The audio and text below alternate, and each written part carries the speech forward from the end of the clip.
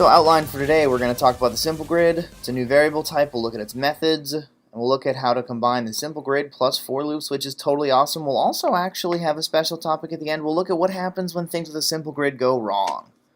Okay, so SimpleGrid is a type, just like int, double, and string, but requires a little more work to create. Here you can see the type, SimpleGrid, our variable name, we're just going to name it G, and we're assigning it this thing over here on the right. This is called a constructor invocation. We're saying new SimpleGrid. That's invoking the SimpleGrid constructor, which is constructing a SimpleGrid that has 4 rows and 6 columns. 4 rows and 6 columns because that's how the SimpleGrid was written. I know this because I wrote the SimpleGrid. This is still just a variable declaration. It looks a little bit different than int x equals 5 or something like that, but once again, still a variable declaration. You'll get to know these kinds of variable declarations that involve constructor invocations very well over the course of this term. So let's talk a little bit about the constructor. I mentioned 4 indicates the number of rows and 6 indicates the number of columns. So it's basically 4 squares tall and 6 squares wide. Remember, it's rows first, then columns.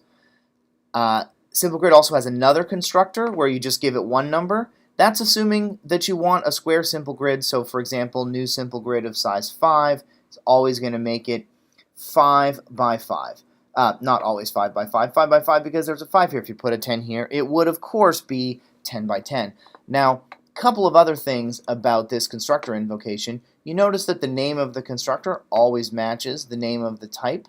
That's going to be true for all constructors. You notice there's always this keyword new here. That lets us know that it's a constructor invocation. New is a Java keyword or reserved word. For example, you can't name your variables new because the word new already has a specific meaning in Java. And you see these open-close parentheses here where you stick what are called your parameters inside of there. Okay, so what can you do with a SimpleGrid? Well, funny you should ask. You can set colors. So for example, if you take your grid G and you invoke the setColor method, we can set row 2, column 3 to the color red. Now color.red, these are things that are built into Java. There's color.red, color.blue, color. All the primary and secondary colors. SetColor in this case is a method. Methods need what are called parameters. Now there are some methods that need 0 parameters. This one happens to need 3 parameters, a row, a column, and a color. Okay, let's do a very quick demo of this. So, whoops, let's get rid of all of that and pretend we never saw that and never speak of this again. Here we go, SimpleGrid. Let's look at test 1. So you can see, here we go. Public static void main, we've got our main. SimpleGrid G, we're assigning it a new SimpleGrid that's 4 by 6. You can see up here there's some imports. We'll talk about that again in a second. Let's make sure this compiles. It does. Let's go ahead and run it. Run, go, boom, boom, boom. Look at that! 4 rows, 6 columns, no color set anywhere. Amazing. Wow. One of the coolest things I've seen since ever. And of course, remember in computer science we start counting at 0 instead of 1. So that's row 0 and column 0 are the first rows and columns. Okay. So how do we know what methods are available for something like SimpleGrid or really for any other type? Well, for SimpleGrid, I'll just tell you there's only 3 methods in a constructor, but most Java classes actually have online documentation called JavaDoc. This is what it would look like for SimpleGrid, so it tells you we've got a SimpleGrid, it extends object. That's something we'll talk about at the very end of the term and a lot more in the next course. Public class SimpleGrid, yeah, that's just another declaration of this. Here's what you're interested in. Boom, we've got the 2 constructors, so SimpleGrid that just you give it a number of rows and it's going to assume that's how many columns you wanted, or SimpleGrid where you give it a number of rows and a number of columns. And of course, here are the 3 methods we're interested in. We've already been introduced to this method, setColor, where we give it a row, a column, and a color, and then get number of columns and get number of rows. These just return, you might imagine, the number of rows and the number of columns. Great. So, I'll usually give you a list of methods like this in slides to get ready for things for the class. Again, there's only 3 methods, the 2 constructors, but you're only going to use the constructors for creating things. So remember, methods require an instance, so all methods are going to operate on an instance of the type. So that means you must have declared a variable of the appropriate type and used a constructor to create it. And we always put the instance to the left of the dot.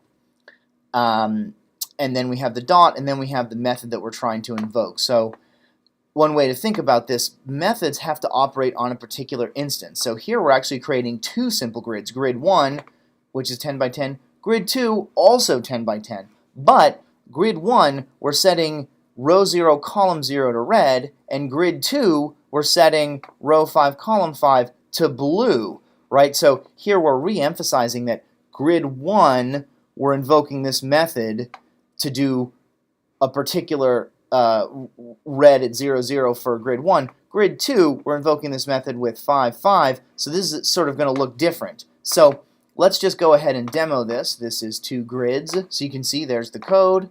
Looks good. Make sure it compiles. It does. Let's go ahead and run it. Here it is. Boom.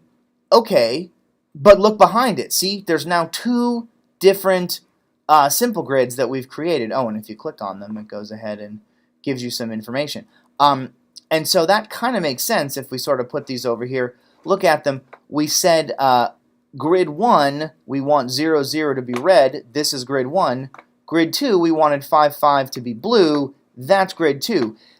This is getting at this idea that when you invoke a set color method, I can't just yell out, set color, right? I need to know what grid am I setting the color of. Here I'm saying I want to do this particular set color to grid 1. Here, you can see I'm saying I want to do this particular set color to grid 2. You always have to have the instance to the left of the dot before you've got the rest of the method invocation.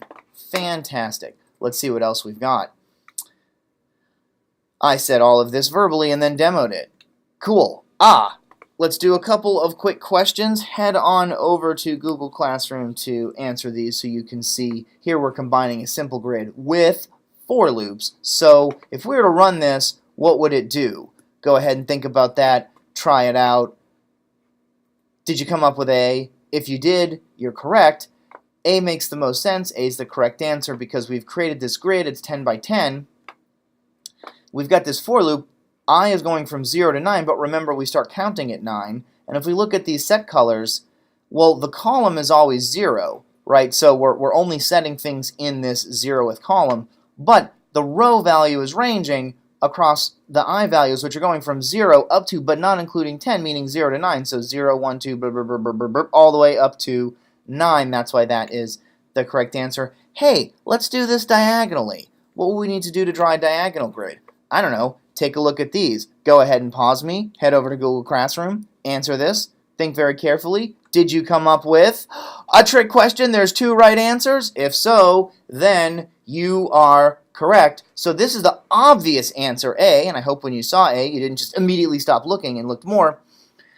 This is going, I is going from 0 up to, but not including 10, so from 0 to 9. And when we're saying set color, we're saying I, comma I. So that means row 0, column 0, row 1, column 1, row 2, column 2, and so on. That's clearly going to be diagonal, but this also works. This loop is actually counting down. Here we're starting at 9, right? Num rows is 10, minus 1 is 9, and we're going greater than or equal to 0, so it's going from 9 to 0, counting downwards, I. So that's doing exactly the same thing, just it's going row 9, column 9, row 8, column 8, row 7, column 7, and so on down to row 0, column 0. So actually two correct answers there. Wow. Okay. We want to have code that works in general. Okay, we don't want to write code that's only going to work for size 10. We want it to work for any size simple grid. So how do we do that? Well, funny you should ask. We just replace that hard-coded value 10 with this method called grid.getNumRows or grid.getNumColumns, depending on the context. So now, this particular chunk of code, I can give it any simple grid, and this is going to go ahead and color that 0th column all the way down in blue. This is going to work in general for any simple grid. Okay, what's going to color the whole grid blue here? Go ahead and try this out. Head over to Google Classroom, answer the question. Did you come up with A? If so, A is the right answer. These are what are called nested loops. So the J loop is counting all of the columns, and the I loop is counting all of the rows. And when we do the set color, we're saying I, comma J, right? So when J is 0, that's going to be 0. We're going to run through the entire I loop. I is going to go from 0 up to the last row. So we'll get 0, 0, 1, 0, 2, 0, 3, 0, and so on. We'll get that whole first column. Then this inner loop finishes. We get to the bottom of the loop, bounce back up to the top of the loop. J becomes 1. We do the entire inner loop again. So I is going to still range from 0 up to the last value, but J, on the other hand, is now 1. And so we do this for all the possible values of J, so essentially all the columns, and all the possible values of I, all the rows, and that has the net effect of coloring the entire SimpleGrid blue. Now, note that for this, the row and columns are switched, right? And I'm making this more explicit by putting a C here. So C is the column value because we're going up to the last column, and R is a row value. But here, when I do this set color, I'm doing it backwards. So if the grids are square, A and C are the same. But if the grids aren't square, C is actually going to crash because we're going to be plugging rows where we expect columns and columns where we expect rows. Let's see. This will color the entire grid blue as we just said. So how about this? How do we draw a dashed blue line across the top of the grid? This is what we'd like to draw. So think about that for a second. And now, which of these code snippets is going to do that? Head over to Google Classroom. Go ahead and answer this one. Did you come up with D? If so, you're correct. And the reason D works, we're starting our loop out at where I is 0. Okay, cool. So we're always in row 0. We're starting at column 0. But you notice instead of I++, we're doing I plus equals 2. So 0, 2, 4, 6, 8, and so on. And then we're still stopping before we get to the number of columns. So this is a way of skipping every other grid square, or skipping every other value. And then this is, of course, starting us at 0. And then what if we wanted to do a dashed line starting at the second grid square? Let's go ahead and give this a try. Go ahead and pause me. Head over to Google Classroom. See what you come up with. Did you come up with B? If so, you are correct. And you can see this is almost exactly the same loop as we saw down here for D, but with one slight change. Instead of starting at 0, we're starting at 1, right? So we're starting at 1. We're still doing plus equal 2. So we've got 1, 3, 5, 7, and so on. Fantastic. So this is our standard loop where we start counting at 1 instead of 0, but we go every other 1. Now, what if there is an error? What if something goes wrong while you're writing your code with SimpleGrid? You get some sort of a crash. Well, here's an example. Oh, wow. Let me recompile this to get rid of that. Good, good, good. Okay, so check error. So check this out. We've got our SimpleGrid.